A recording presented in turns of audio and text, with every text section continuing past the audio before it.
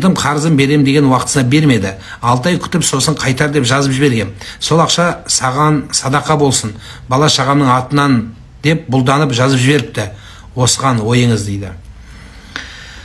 Негізі қазір сондай болып тұр. Қарыз алатын кезде күшті сөздерді айтады, жақсы уәделерді береді. Қарыз алған кезде аяғынан сүйуге дайын болады. Сіз деп сөйлейді. Үйіп төгіп уәде береді.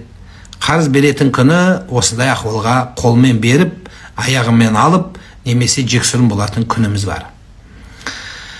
Бұл не деген сөз? Бұл мұсылманның өлімі деген сөз. Ешқандай, орысша айтқанда, оправдание ақталу жүрмейді қарызға. Құрандағы ең ұзын аят қарыз туралы келген.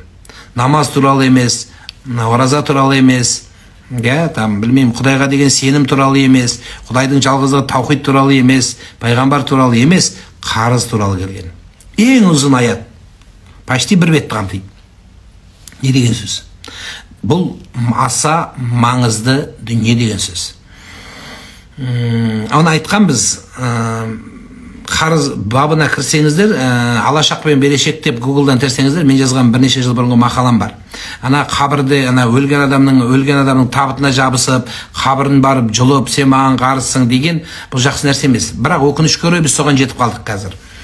Енді қарызды ең жақсысы шамаңыз жетсе кешіру керек, шамаңыз жетсе. Бірақ бұл мынандай түсінік бар. Мән ахада амуалан нас деген хадис бар. Кімде-кім қарыз алса дейді адамдардан. Бірақ қарыз алған кезде ниеті құтылу болса, бір әйтеуір қиналдықпен жетіскеннен алған жоқ, бір мұқтаждықпен алса, кейін сол қарызды беретін кезде ей қойшы, міне деп жаман сөз айтса, ниеті дұрыс болмаса, Алла тағала сол қарызды жақсы ниетпен алса, қарызын Құдай жәрдем беріп жабады дейді.